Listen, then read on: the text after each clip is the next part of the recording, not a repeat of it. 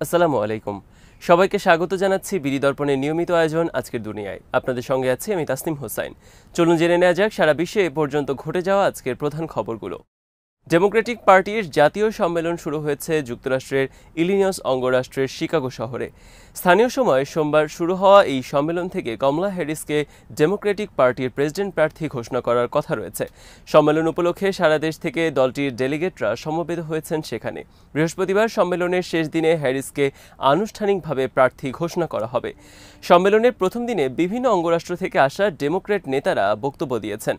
তাদের বক্তব্যে যুক্তরাষ্ট্রের অভ্যন্তরীণ বিভিন্ন ইস্যু এবং আন্তর্জাতিক নীতি নিয়ে দাবি দাওয়া উঠে এসেছে।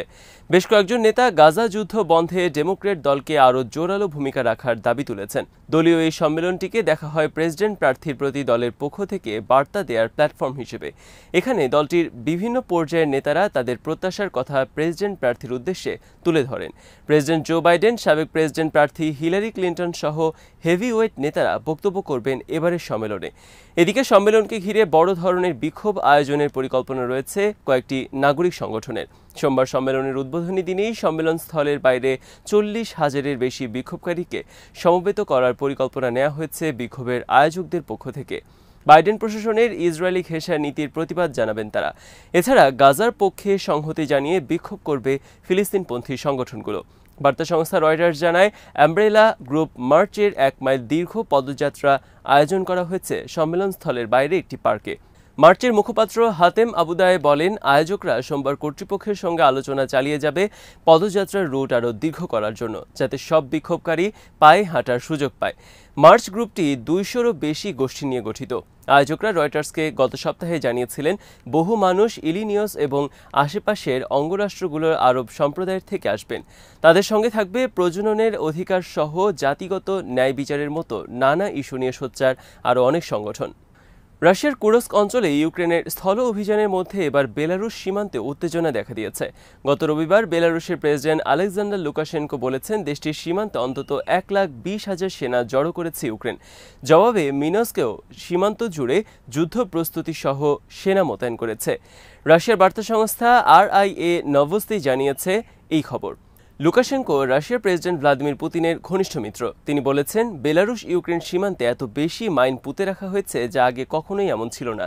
ইউক্রেনীয় বাহিনী সীমান্ত অতিক্রম করতে চাইলে ব্যাপক ক্ষয়ক্ষতির মুখে পড়বে বলেও হুঁশিয়ারি উচ্চারণ করেছেন প্রেসিডেন্ট। এদিকে ইউক্রেনের প্রেসিডেন্ট ভলোদিমির জেলেনস্কি বলেছেন, রাশিয়ার কুরস্কে ইউক্রেনীয় বাহিনীর স্থল অভিযানের উদ্দেশ্য হল সীমান্তের ওপর থেকে রুশ বাহিনীর হামলা প্রতিরোধ করতে বাফার জোন তৈরি করা।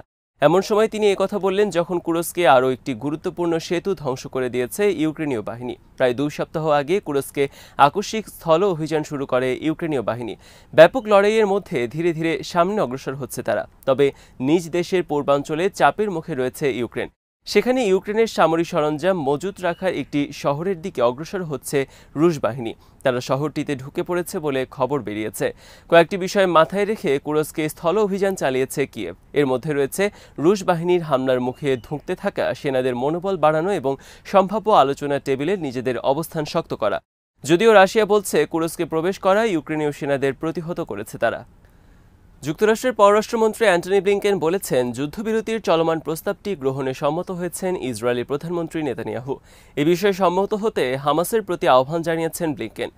ইসরায়েলি কর্মকর্তাদের সাথে দফায় দফায় বৈঠক করার তেল আবিব সফররত মার্কিন পররাষ্ট্রমন্ত্রী সাংবাদিকদের বলেন, এটাই চুক্তির সর্বশেষ সুযোগ। প্রধানমন্ত্রীর সাথে আমরা খুবই গঠনমূলক আলোচনা করেছি এবং তিনি প্রস্তাবটি মেনে নেয়ার অঙ্গীকার করেছেন। ব্লিংকেন বলেন, এখন হামাসের দায়িত্ব একই ধরনের পদক্ষেপ নেওয়া।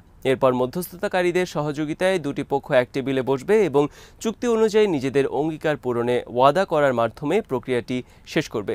গত সপ্তাহে কাতারে যুদ্ধবিরতি নিয়ে 2 দিনের আলোচনা হয়েছে এবং ওই আলোচনার পর পূর্ববর্তী প্রস্তাবে কিছু সংশোধনী আনা হয়। এরপর ইসরায়েলকে রাজি করাতে তেল আবিব যান মার্কিন পররাষ্ট্রমন্ত্রী। সেখান থেকে মঙ্গলবার তার মিশর এবং কাতার সফর করার কথা রয়েছে। বিশ্লেষকরা বলছেন, নভেম্বরে যুক্তরাষ্ট্রের প্রেসিডেন্ট নির্বাচনের আগে গাজায় যুদ্ধবিরতি বাস্তবায়ন করতে চায় ওয়াশিংটন। সেটি না হলে নির্বাচনে প্রেসিডেন্ট জো বাইডেনের দল ভোটারদের ক্ষোভের মুখে পড়তে পারে। যদিও হামাস এবং ইসরায়েল উভয় পক্ষই বলছে, এখনও চুক্তিতে পৌঁছানোর পথ অনেক কঠিন। যুক্তরাষ্ট্র ইসরায়েলের পক্ষ নিচ্ছে এমন অভিযোগ তুলে হামাস নেতা ওসামা হামদান বলেছেন, ব্লিংকেন বলছেন ইসরায়েল রাজি হয়েছে আর ইসরায়েল বলছে প্রস্তাবটিতে তারা সংশোধনী আনতে চায়। এর অর্থ ইসরায়েলের দিক থেকে চাপে রয়েছে যুক্তরাষ্ট্র। আমরা মনে করি এই সবই ইসরায়েলকে আরও সময় দেওয়ার অজুহাত। গাজা উপত্যকায় সোমবার দখলদার সেনাদের উপর একযোগে হামলা চালিয়েছে হামাস এবং ইসলামিক জিহাদের প্রতিরোধ যোদ্ধারা। হামাসের সামরিক শাখা আল কাসাম ব্রিগেডস এক বিবৃতিতে জানিয়েছে, রাফা শহরের আবাদ আল স্টেডিয়ামের কাছে ইসরায়েলি বাহিনীর 3টি মার্কাভা ট্যাঙ্ক, একটি নামের পার্সোনাল ক্যারিয়ার এবং একটি D9 মিলিটারি বুলডোজার লক্ষ্য করে হামলা চালিয়েছে তারা। এই হামলায় আল ইয়াসিন 105 রকেট এবং ট্যান্ডাম শেল ব্যবহার করা হয়। এছাড়া হামাদ শহরে ইসরায়েলি সেনাদের অবস্থানের উপর মর্টার হামলা চালিয়েছে যোদ্ধারা। যৌথ অভিযানের একটি ভিডিও প্রকাশ করেছে আল কুদস ব্রিগেডস। ভিডিওতে দেখা যায় একটি ভাঙা বাড়ির ভেতর থেকে বের হয়ে দুজন যোদ্ধা রাস্তায় থাকা দুটি ইসরায়েলি ট্যাঙ্কের উপর আল ইয়াসিন রকেট ছুড়ছেন। রকেটের আঘাতে ট্যাঙ্ক দুটিতে আগুনের কুণ্ডলী দেখা যায়। যোদ্ধারা আবারও নিরাপদে বাড়ির ভেতরে প্রবেশ করেন। তারা এই সফলতার জন্য আল্লাহকে ধন্যবাদ দেন এবং ইসরায়েলি গণমাধ্যম চ্যানেল 12 জানিয়েছে, এদিন গাজা উপত্যকায় ইসরায়েলি প্যারাট্রুপার ব্রিগেডের এক সেনা নিহত হয়েছে। এই ঘটনায় আহত হয়েছে আরও 3 জন সেনা। তারা ইসরায়েলি যুদ্ধবিমান থেকে ছোড়া মিসাইলের আঘাতে হতাহত হয়েছেন বলে জানিয়েছে চ্যানেলটি। এদিকে ইসরায়েলের তেল আবিবে একটি বোমা হামলার দায় স্বীকার করেছে হামাস এবং ইসলামিক জিহাদের সশস্ত্র শাখা। রবিবার দিবাগত রাতে তেল আবিবের একটি ইহুদি উপাসনালয়ের কাছে এই হামলা হয়। সোমবার 2 সশস্ত্র গোষ্ঠী এক বিবৃতিতে বলেছে, যতদিন দখলদারদের গণহত্যা এবং গুপ্ত হত্যা নীতি চলবে ততদিন তারাও ইসরায়েলে হামলা চালিয়ে যাবে।